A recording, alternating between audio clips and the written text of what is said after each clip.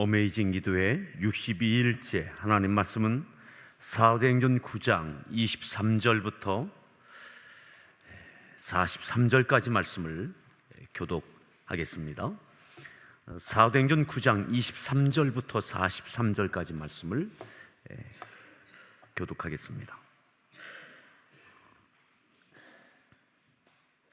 여러 날이 지나매 유대인들이 사울 죽이기를 공모하더니 그 계교가 사울에게 알려지니라. 그들이 그를 죽이려고 밤낮으로 성문까지 지키거늘 그의 제자들이 밤에 사울을 광주리에 담아 성벽에서 달아내리니라.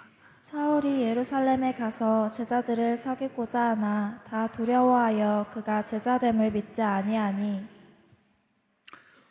바나바가 데리고 사도들에게 가서 그가 길에서 어떻게 주를 보았는지와 주께서 그에게 말씀하신 일과 다메섹에서 그가 어떻게 예수의 이름으로 담대히 말하였는지를 전하니라. 사울이 제자들과 함께 있어 예루살렘에 출입하며 또 주 예수의 이름으로 담대히 말하고 헬라파 유대인들과 함께 말하며 변론하니 그 사람들이 죽이려고 힘쓰거늘 형제들이 알고 가이사랴로 데리고 내려가서 다소로 보내니라. 그리하여 온 유대와 갈릴리와 사마리아 교회가 평안하여 든든히 서가고 주를 경외함과 성령의 위로로 진행하여 수가 더 많아지니라. 그때 베드로가 사방으로 두루 다니다가 룻다에 사는 성도들에게도 내려갔더니 거기서 에니아라 하는 사람을 만나매 그는 중풍병으로 침상 위에 누운 지 8해라. 베드로가 이르되 애니아야 예수 그리스도께서 너를 낫게 하시니 일어나 내 자리를 정돈하라 한데 곧 일어나니 룻다와 사론에 사는 사람들이 다 그를 보고 주께로 돌아오니라. 요바에 다비다라 하는 여제자가 있으니 그 이름을 번역하면 도르가라. 선행과 구제하는 일이 심히 많더니 그때의 병들어 죽음에 시체를 씻어 다락에 누이니라. 룻다가 요바에서 가까운지라. 제자들이 베드로가 거기 있음을 듣고 두 사람을 보내어 지체 말고 와달라고 간청하여 베드로가 일어나 그들과 함께 가서 이름에 그들이 데리고 다락방에 올라가니 모든 과부가 베드로 곁에 서서 울며 도르가가 그들과 함께 있을 때에 지은 속옷과 겉옷을 다 내보이거늘 베드로가 사람을 다 내보내고 무릎을 꿇고 기도하고 돌이켜 시체를 향하여 이르되 다비다야 일어나라 하니 그가 눈을 떠 베드로를 보고 일어나 앉는지라. 베드로가 손을 내밀어 일으키고 성도들과 과부들을 불러들여 그가 살아난 것을 보이니 온 요빠 사람이 알고 많은 사람이 주를 믿더라. 베드로가 요빠에 여러 날 있어 시몬이라 하는 무두장이의 집에서 머무니라. 아멘. 할렐루야. 우리 소리가 무난합니다. 반갑습니다. 잘 오셨습니다. 네, 한번 기지개도 한번 쭉 켜시겠습니다.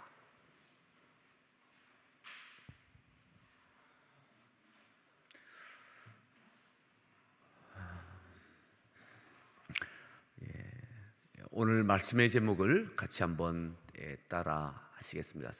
사명 앞에서 하나됨. 사명 앞에서 하나됨.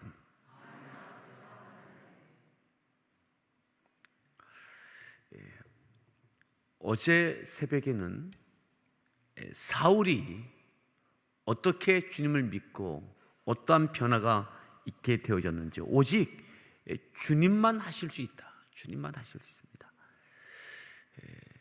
저 사람은 안 될 것 같았던 사울을 주님은 그를 변화시킬 수 있습니다. 또한 아나니아 또 주님은 변화시키셨습니다. 아나니아도 사울만 변화돼서 될 수 있는 것이 아니라 아나니아도 다메섹에 있던 성도들도 교회 공동체도 함께 변화되어져야 주님의 역사를 이루어갈 수 있습니다. 우리는 어떤 경우는 누군가 변화되어지면 될 수 있다라고 생각합니다.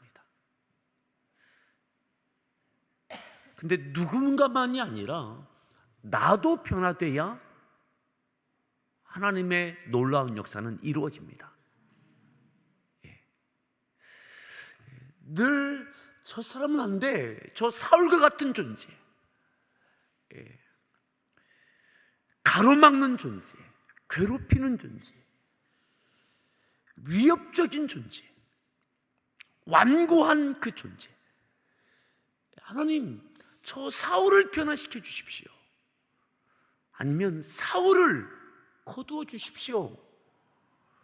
그래야 하나님의 뜻이 교회 가운데, 교회를 통하여, 지역과 열방을 통하여 이루어질 수 있습니다. 어쩌면 초대교회의 많은 성도들의 기도의 제목, 사도들의 기도의 제목은 하나님, 저 사울 좀 변화시켜 주십시오. 사울 좀 어떻게 좀 해 주십시오. 그 사람을 변화시키시든 아니면 옮기시든 거두시든 좀 저 사울 좀 어떻게 좀 해 주십시오. 사울 때문에 안 됩니다. 사울로 인해서 어렵습니다. 사울 때문에 막혀 있습니다.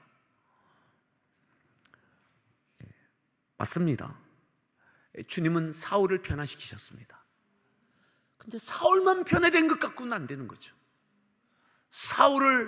변화된 사울을 용납하고 사울을 향하여 주님의 마음을 갖고 순종함으로 나아갈 아나니아가 필요했습니다. 아나니아도 다메섹에 있는 교회도 변화되어져야 사울을 만납니다. 오늘 동일한 연장선상에 있는 그러한 말씀드립니다. 자, 사울은 다메섹에 머물면서 복음을 전했습니다. 즉시 전도하기 시작했습니다. 23절 말씀 읽습니다. 여러 날이 지남에 유대인들이 사울 죽이기를 공모하더니, 유대인들이 복음을 전하는, 다메섹에서 전도하는 이 사울을 죽여야 되겠다. 교회를 괴롭히고 유대인들과 함께 믿는 자들을 옥에 가두었던 그가 어느 날 변절한 겁니다. 변절한 거예요. 그가 배신합니다. 그리고 도리어 유대인들과 또 다른 이들에게 예수님을 전합니다.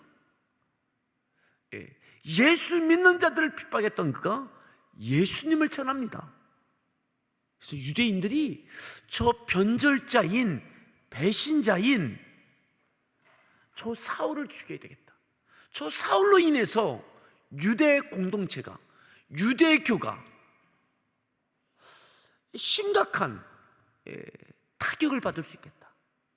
가장 핍박하는 일에 앞장섰던 사울이 예수님을 전하는 일에 앞장서고 있으니 저를 죽여야 되겠다. 그렇게 공모하기 시작했습니다. 자, 24절입니다. 그 계교가 사울에게 알려지니라. 그들이 그를 죽이려고 밤낮으로 성문까지 25절. 지키거늘 그의 제자들이 밤에 사울을 광주리에 담아 성벽에서 달아내리니라. 밤낮 사울을 죽이려고 공모하고 그를 지켰습니다. 그의 제자들은 몇 가지 측면이 있습니다.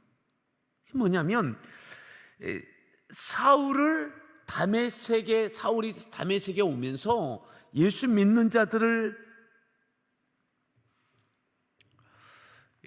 결박하여 끌고 가는 데에 수행했던 수행원들, 따르는 무리들, 그들이 사울이 변화되면서 사울이 전한 복음을 듣고 함께 이제는 교회를 핍박하던 자가 아니라 예수님을 전하는 자로 함께 사울을 따르는 제자들이 됐다라고 하는 측면이 있고요. 또 그들과 상관없이 다메섹에서 복음을 전했을 때 바울이 전한 복음을 듣고 제자가 된 사람들, 이러한 측면이 있습니다. 어떠든 바울을 통해서 복음을 받아들이고 구원받은, 그리고 믿고 따르는 제자들이 생겼는데 이 제자들이 사울을 살려야 되겠다. 여기서 죽으면 안 되겠다. 살려야 되겠다. 그래서 그를 성벽에서 달아내서 그를 탈출을 시킵니다. 탈출합니다. 자, 그리고 26절을 읽습니다. 사울이 예루살렘에 가서 제자들을 사귀고자 하나 다 두려워하여 그가 제자됨을 믿지 아니하니.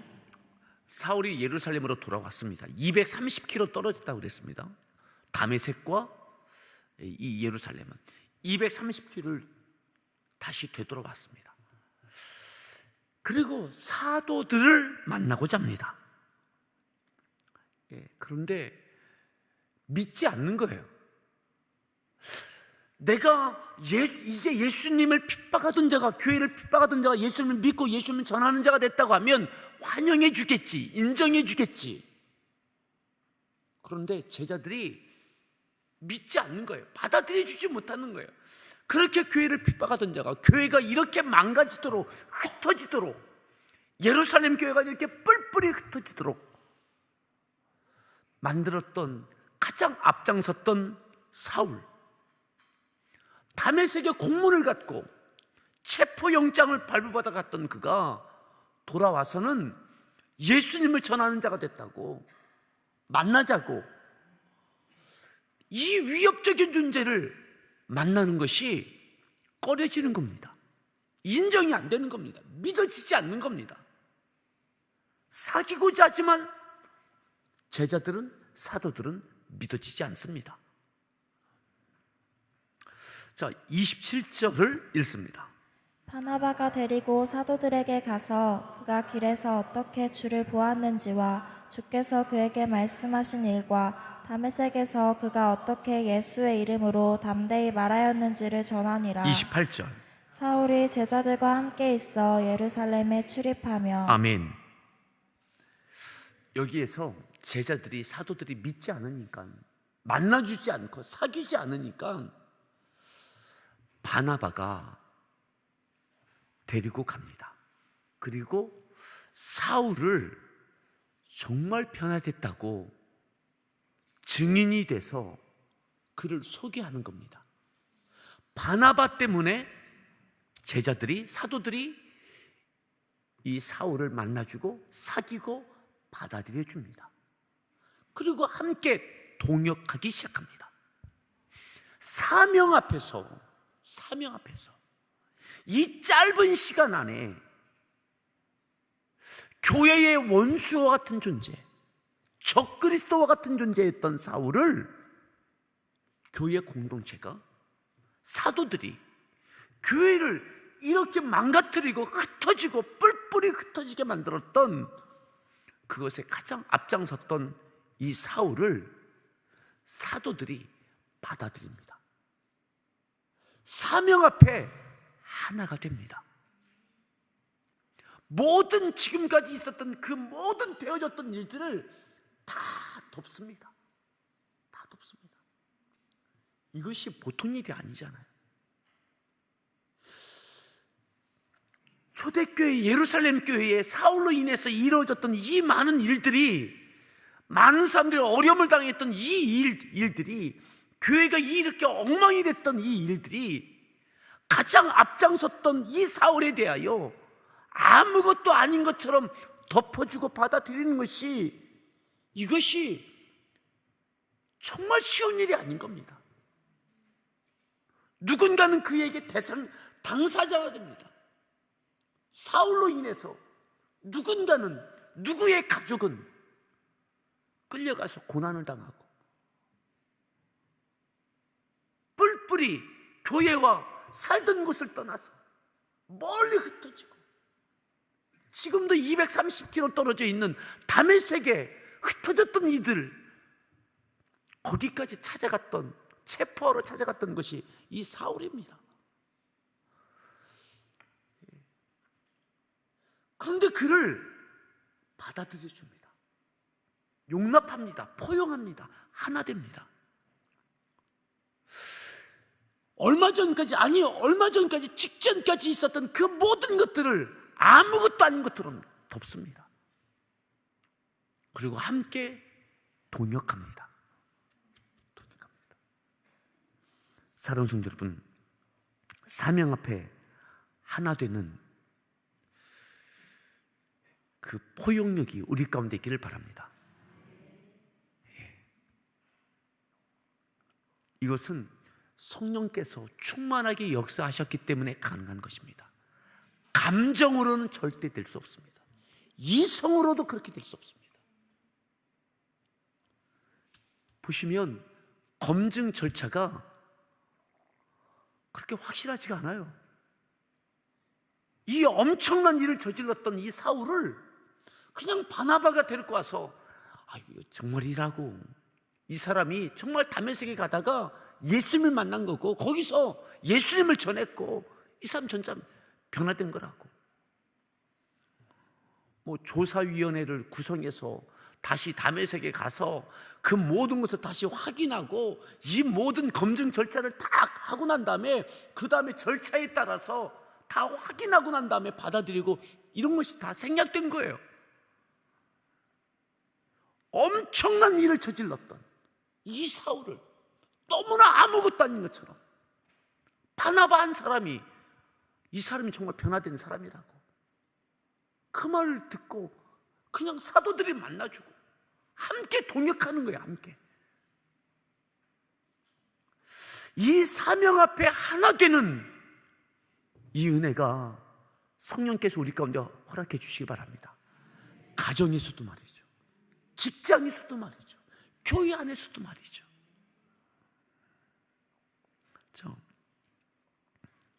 더 보겠습니다. 29절에 보면, 28절은 제자들과 함께 있어 예루살렘에 출입하며, 29절 또 주 예수의 이름으로 담대히 말하고 헬라파 유대인들과 함께 말하며 변론하니 그 사람들이 죽이려고 힘쓰거늘 30절 형제들이 알고 가이사랴로 데리고 내려가서 다소로 보내니라. 그래서 예루살렘에서도 함께 막 복음을 전하는 거예요. 그러니까 유대인들이 이 사울을 그냥 두지 않아야 되겠다, 죽여야 되겠다. 그래서 제자들이 또한 사도들과 함께 그를 다소로 피신시킵니다. 함께 동역하는 일들이 있었던 거죠. 자, 그리고 31절입니다. 그리하여 온 유대와 갈릴리와 사마리아 교회가 평안하여 든든히 서가고 주를 경외함과 성령의 위로로 진행하여 수가 더 많아지니라. 그리하여는 어떠한 것입니까? 이 바로 직전에 있었던 이 일, 사울을 용납하고 사울과 함께 예루살렘을 중심으로 해서 함께 동역하는 일들이 이루어지고, 사울과 함께 예수 믿는 자들 교회를 핍박하던 이들이 사울을 죽이려고 할 때 사도들이 제자들과 함께 그를 도망시킵니다. 다소로 피신시키십니다. 그리하여 온 유대와 갈릴리와 사마리아 교회가 평안하여 든든히 서가고, 이제는 예루살렘 교회가 아닙니다. 예루살렘 교회만이 아니라 온 유대에 있는 교회, 갈릴리에 있는 교회, 사마리아에 있는 교회가 평안하여 든든히 서갔습니다. 아멘. 사울을 사명 앞에 함께 용납하고 하나 되고 짧은 시간이지만 함께 동역하고 그리하였더니 교회를 파괴하던 그와 함께 동역함을 인하여 모든 교회들이 든든히 서갔습니다. 흩어졌던 그들로 인하여 세워졌던 교회들이 든든히 서갔습니다. 그리고 주를 경외함과 성령의 위로로 진행하여 수가 더 많아지니라. 놀라운 부흥의 역사도 또한 있어요. 안정뿐만 아니라 수가 더 많아지는, 또다시 예루살렘 교회에 있었던 그 부흥이 흩어져 있는 이들로 인하여, 또한 사명 앞에 사울과 함께 동역하는 일들로 인하여 다시 새로운 부흥을 경험하게 되어졌습니다.